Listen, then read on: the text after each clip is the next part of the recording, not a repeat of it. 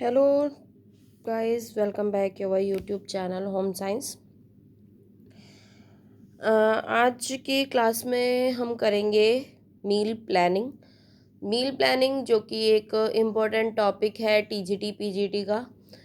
इसमें से मोस्टली एक या दो क्वेश्चन आपसे पुटअप कर लिया जाता है, तो इसलिए प्लीज़ टॉपिक को बहुत अच्छे से कीजिएगा। बहुत अच्छा टॉपिक है, बहुत ध्यान से इस टॉपिक को कीजिएगा। अगर आपको वीडियो अच्छी लगे तो प्लीज़ लाइक शेयर और कमेंट ज़रूर कर दीजिएगा, जिससे कि मुझे पता लग सके कि आप कितना समझ आ रहा है, आपको कितना नहीं आ रहा है। अगर कोई प्रॉब्लम है तो प्लीज़ उससे मुझे पूछिए कि हमारी ये चीज़ समझ नहीं आई, या जो भी आप इम्प्रूव चाहते हैं वो चीज़ मुझे बताइए, जिससे कि मैं और बेटर करने की कोशिश कर सकूँ। प्लीज़ वीडियो को लाइक शेयर और कमेंट ज़रूर कर दीजिएगा और अच्छे से क्लास दीजिएगा, जिससे कि आपका बेनिफिट हो सके। तो लास्ट जो क्लास थी उसमें हमने करा था बैलेंस डाइट। आई होप आपको अच्छे से वो समझ आ गई होगी। मैंने अपनी तरफ से पूरी कोशिश की थी अच्छे से समझाने की। तो आज की क्लास में हम करेंगे मील प्लानिंग, ठीक है, यानी कि आहार आयोजन। भोजन प्रत्येक व्यक्ति के लिए नितांत आवश्यक है। भोजन मनुष्य की संतुष्टि प्रदान करने के साथ साथ उसके शरीर की वृद्धि एवं विकास में सहायक होता है। मेन काम क्या होता है भोजन का? हमें हमारी जो भूख को उसको शांत करना। तो उसे शांत करने के साथ साथ में हमारे शरीर की वृद्धि के लिए भी भोजन बहुत ज़्यादा आवश्यक है, जो कि मैं आपको पिछली बार में बताया था कि अगर हम प्रॉपर तरीके से भोजन नहीं लेंगे तो हमारी ग्रोथ ठीक प्रकार से नहीं होगी। भोजन में पाए जाने वाले विभिन्न पौष्टिक तत्वों को मनुष्य के शरीर में विशिष्ट कार्यों के लिए प्रयोग किया जाता है। पहली क्लासेस में भी आप ये चीज़ कर चुके हैं कि भाई ग्रोथ करने के लिए, वृद्धि करने के लिए हमें किस चीज़ की ज़रूरत होती है, शरीर को रोग से बचाने के लिए, इन सब के लिए हमें पौष्टिक तत्वों की आवश्यकता होती है। आहार आयोजन का अर्थ पोषण के सिद्धांतों को मानते हुए परिवार की आवश्यकता समय में धन के अनुसार कल्पना करके भोजन प्रस्तुत करना। यानी कि आहार आयोजन सिर्फ ये नहीं है कि आपने उसके डाइट प्लान कर दी और हो गया। ये सब चीज़ भी उसका ध्यान रखना है कि उसकी आर्थिक स्थिति कितनी है। जब हम अपना डाइट प्लान कर रहे हैं तो अपनी आर्थिक स्थिति को ध्यान में रख के हमारे पास कितना टाइम है, मतलब अगर हम वर्किंग है तो बहुत कम टाइम होता है, तो हम इस तरीके से भोजन अपना मील शेड्यूल बनाते हैं कि जो कम टाइम में और हमें मोस्टली सभी पौष्टिक तत्वों की प्राप्ति हो सके, ठीक है ना।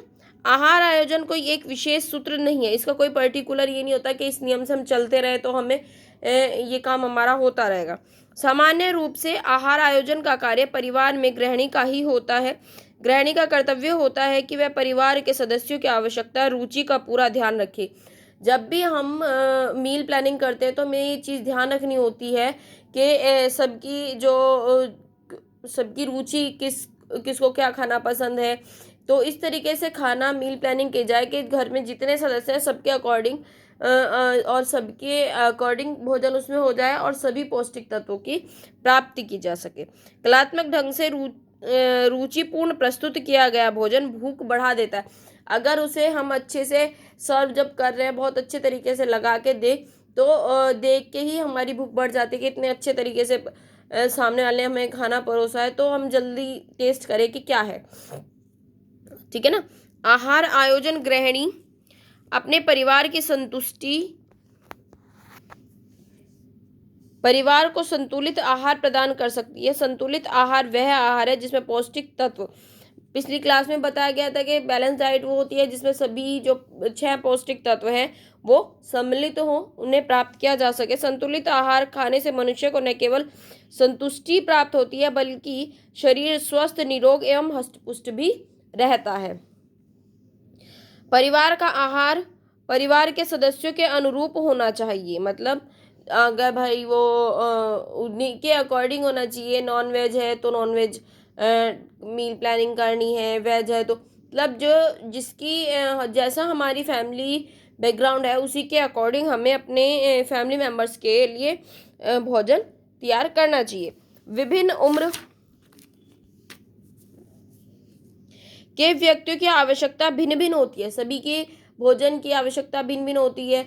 ये पिछली क्लास में भी था कि एक जो बच्चा है उसके लिए हमें वो भोजन चाहिएगा जो उसे ग्रोथ में हेल्प कर सके। एक यंग जो ओल्ड एज पर्सन है उसके लिए हमें वो भोजन चाहिएगा जिससे कि वो उसकी जो शारीरिक क्षमता है वो बढ़ी रहे, इम्यूनिटी पावर अच्छे से रहे। सुरक्षात्मक भोजन की ज़्यादा ज़रूरत होती है, तो सबकी अपनी अलग अलग होती है। छोटे बच्चों को दिया गया भोजन बड़ों की अपेक्षा सीमित होता है। अति भार वाले व्यक्ति के भोजन की मात्रा कम, भार वाले अधिक क्रियाशील वाले व्यक्ति की अपेक्षा कम होती है। यानी कि जो ज़्यादा क्रियाशील होगा उसको ज़्यादा ऊर्जा वाला भोजन दिया जाएगा, कम होगा तो उसे कम ऊर्जा वाला दिया जाएगा।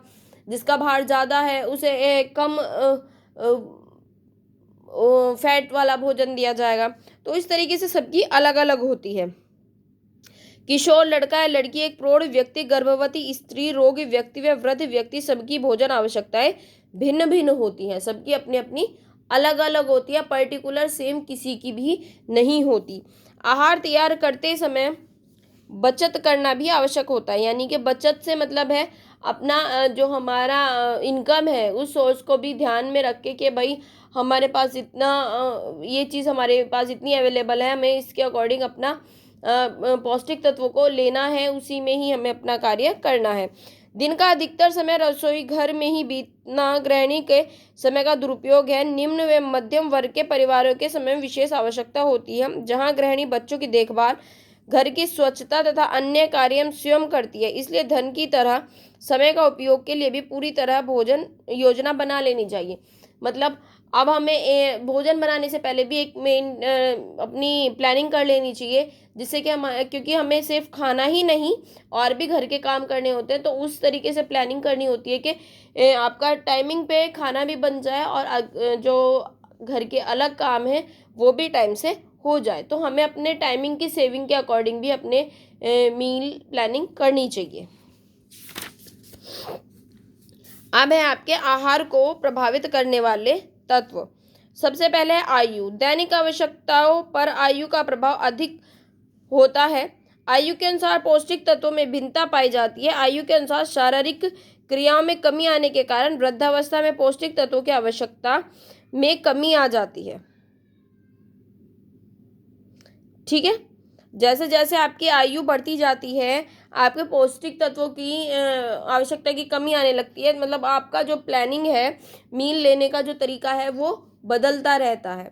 तो जितना हम ज़्यादा काम करेंगे हमें उतने ज़्यादा पौष्टिक और एनर्जी गिविंग फूड की ज़्यादा ज़रूरत होगी। सेकेंड है आपका लिंग। पुरुष तथा स्त्री की पौष्टिक आवश्यकताएं भिन्न होती हैं, उनके भार लंबाई भिन्न होती है। इसकी वजह से तथा शारीरिक क्रियाओं का क्षेत्र भिन्न होने की से पुरुषों के को स्त्रियों की अपेक्षा अधिक भोजन की तत्वों की आवश्यकता होती है। शारीरिक आकार। पौष्टिक तत्वों की मात्रा शारीरिक आकार पर भी निर्भर करती है। एक भारी भरकम डील डोल वाले व्यक्ति को अधिक पौष्टिक तत्वों की आवश्यकता होती है। जिसके जितनी ज़्यादा मतलब शरीर का आकार, जितना उसका वजन होगा, उसकी आकार होगा, उसके अकॉर्डिंग हमें मील प्लानिंग करनी चाहिए। कार्य क्षेत्र। कार्य क्षेत्र यानी कि उसके कार्य करने का क्या तरीका है। अगर वो एक हार्ड वर्कर है तो उसके लिए हमें किस तरीके का फूड प्लान करना है। बैठने का कार्य अगर वो कर रहा है तो उस तरीके का किस तरह से करना है। प्रत्येक व्यक्ति भिन्न आकार के कार्यों में संलग्न होता है। शारीरिक कार्य करने वाले को सर्वाधिक ऊर्जा की आवश्यकता होती है। मानसिक कार्य करने वाले को शारीरिक कार्य करने वाले की अपेक्षा कम ऊर्जा की आवश्यकता होती है।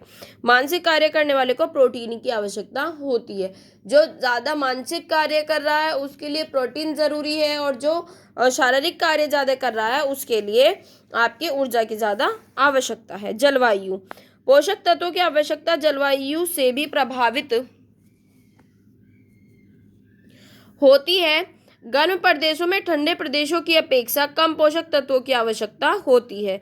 भोजन संबंधी आदतें एवं रुचि। आहार आयोजन करते समय ध्यान देने योग्य बातें यह है कि भोजन ऐसा होना चाहिए कि वह परिवार के प्रत्येक सदस्यों की आवश्यकता को पूर्ण करे। यानी कि जब आप मील प्लान कर रहे हो तो इस तरीके से मील प्लानिंग करनी चाहिए कि जो व्यक्ति है, जो भी आपके परिवार के सदस्य हैं, उनकी सभी की जो पौष्टिक आवश्यकता है वो भी पूरी हो और उन्हें संतुष्टि भी, खाना खाने के बाद संतुष्टि भी प्राप्त हो। भोजन जो बनाया जाए वह सारे सदस्यों के रुचिकर होना चाहिए। भोजन से तृप्ति मिलनी चाहिए। प्रोटीन, वसा से भरपूर खाद्य पदार्थों से कार्बोहाइड्रेट पदार्थ की तुलना में कहीं ज्यादा तृप्ति मिलती है। योजना तैयार करते समय दोनों भोजनों में अंतराल का विचार करते हुए खाद्य पदार्थों को सम्मिलित करना चाहिए। यानी कि जब भी आप मील प्लानिंग कर रहे हो तो थोड़ा थोड़ा गैप हर खाने के बीच में लेना चाहिए। कंटिन्यू लेना हो के थोड़ा गैप करने के बाद ही आपको दूसरे खाद्य पदार्थ सम्मिलित करना चाहिए। आहार आयोजन के चरण, कौन कौन से चरण होते हैं? पारिवारिक सदस्यों की पौष्टिक आवश्यकताओं को ज्ञात रखना, यानी कि जब आप मील प्लान कर रहे हो तो ये चीज़ ध्यान रखना कि उनकी पौष्टिक आवश्यकताएं क्या हैं। सेकंड है आहार आयोजन में खाद्य वर्गों का प्रयोग, यानी खाद्य वर्ग यानी कि आपके तिलहन हो गया, ये सब चीज़ें जो भी वर्ग हैं आपके 11, उन सब का को ध्यान रख के थोड़ा थोड़ा हर चीज़ को इन्वॉल्व करना, हर मील में थोड़ा थोड़ा देना।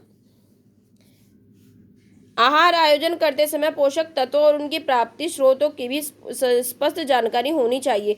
जब आप आहार का आयोजन कर रहे हो तो तब आपको ये पता होना चाहिए कि आपको कौन सा खाद्य पदार्थ से आपको क्या पौष्टिक तत्व मिलते हैं, क्या उसका बेनिफिट है और क्या नहीं, ये सब चीज़ें हमें जानकारी होनी चाहिए। प्रस्तावित संतुलित आहार तालिकाओं का प्रयोग करना चाहिए। दैनिक भोजन व्यवस्था, एक साधारण व्यक्ति की दिन भर की भोजन सामग्री निम्न तालिका से ज्ञात की जा सकती है। यानी कि एक व्यक्ति को कितने ग्राम प्रोटीन लेना चाहिए, कितना क्या लेना चाहिए, ये सब चीज़ें आपको हम यहाँ पे बताई जाएंगी। तो खाद्य पदार्थ में पहले खाद्यान्न, 200 ग्राम खाद्यान्न लेना चाहिए जिसमें कि आपको 60 ग्राम क्या लेना है, प्रोटीन। दूसरा है कोई और दूसरा खाद्यान्न जो कि 200 ग्राम होना चाहिए और जिसमें वसा होनी चाहिए आपकी 50 ग्राम। दालें कितनी लेनी चाहिए आपको, 70 ग्राम जिसमें कार्बोज होना चाहिए 430 ग्राम।